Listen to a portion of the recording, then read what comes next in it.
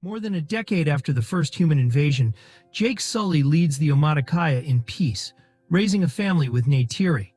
Their children, Nediyam, Loak, Tuk, Kiri, and the human boy spider, grow up as one tribe spider, born on the military base and left behind when the humans retreated, feels more Navi than human, even if Neytiri still struggles to see past his bloodline.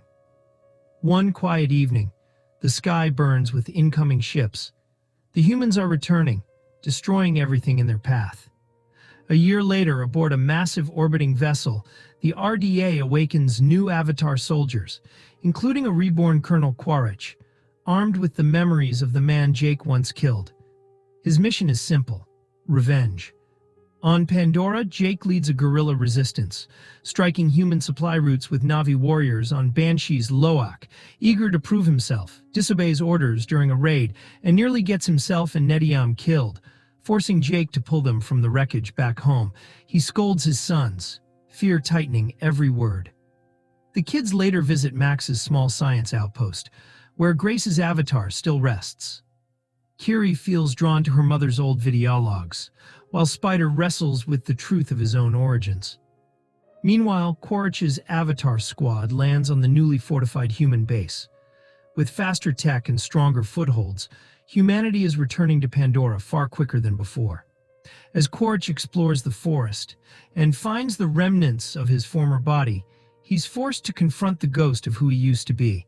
While Jake leads his ambush in the forest, his kids, except Nediyam, are nearby, laughing and exploring, until enemy shadows appear. They duck into the plants, and Loak quietly warns Jake through the communicator, but before they can slip away, Quaritch's squad surrounds them. He notices their four-finger hands and realizes instantly these are Jake's children. Then he sees Spider, his own son.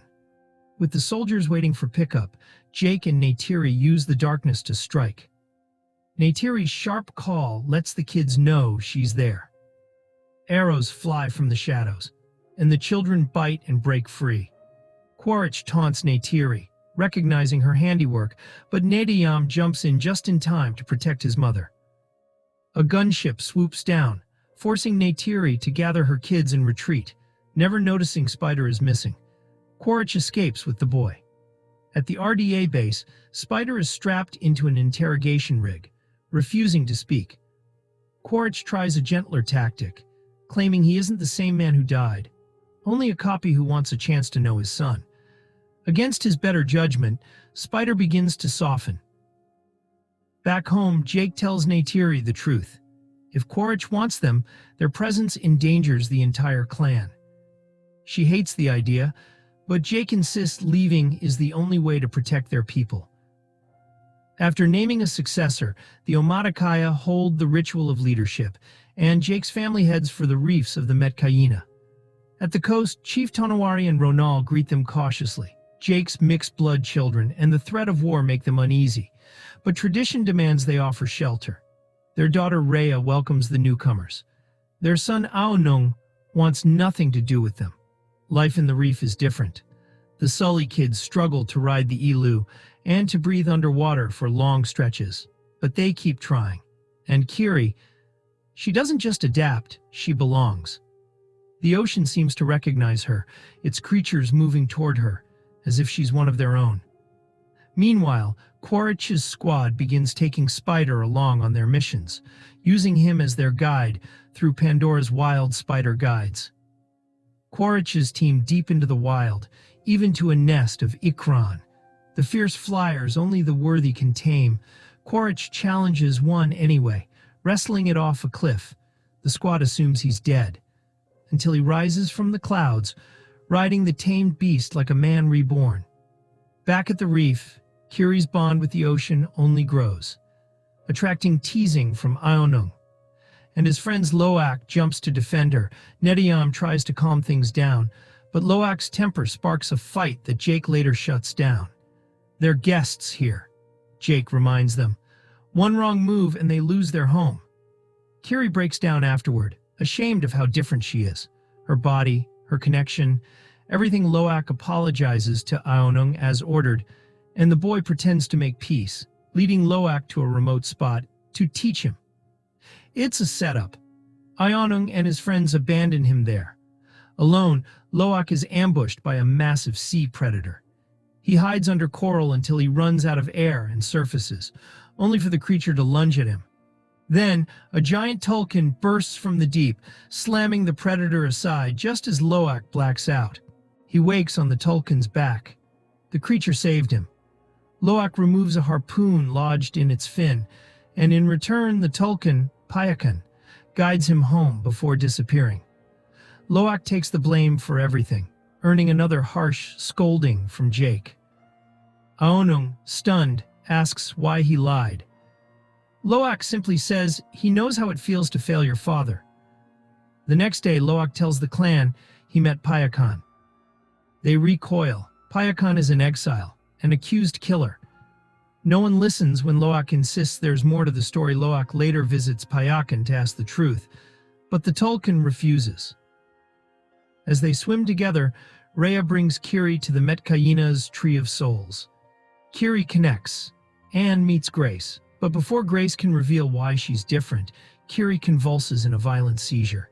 She's rushed back to the village. Max arrives to help, but it's Ronald's ancestral healing that saves her. Max warns Jake. Kiri can never link to the tree again. Max's ship reveals its position to the RDA before vanishing from their scanners. To track it across the endless islands, Quaritch needs help. He turns to a whaling vessel. When negotiations fail, he threatens the crew into joining him. As the tulkun return to the reef for their annual gathering, Quaritch reaches a nearby island and captures its people.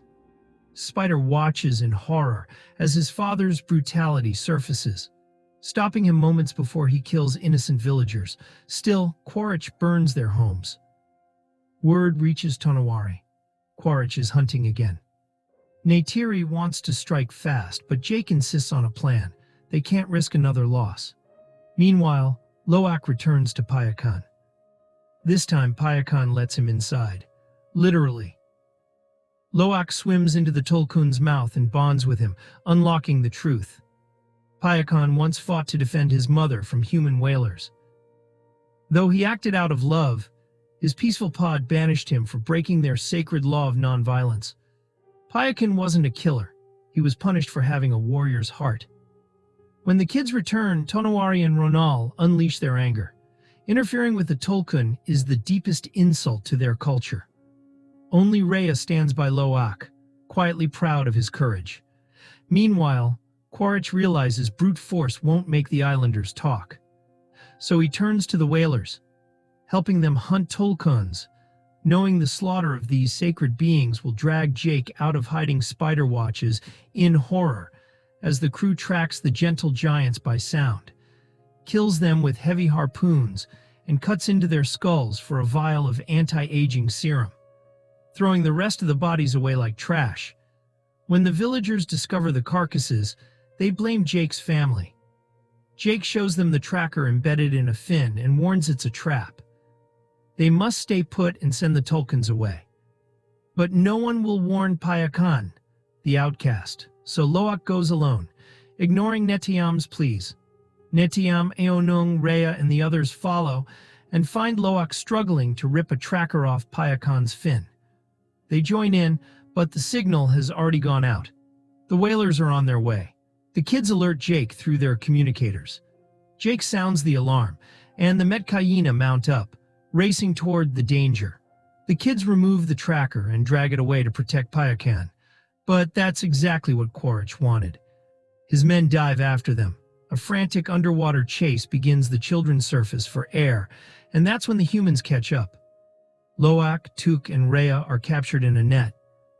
Spider tries to fight for them, but he's restrained and dragged back inside the ship. Jake arrives with the villagers, ready to strike until he sees his children bound to the railings. Quaritch grabs Loak's communicator and orders Jake to surrender alone. But before Jake can reach the deck, Payakan explodes from the water, slamming onto the ship and ripping it apart with its fins and tail. Bullets bounce harmlessly off its armored hide. With the soldiers distracted, Jake orders the attack.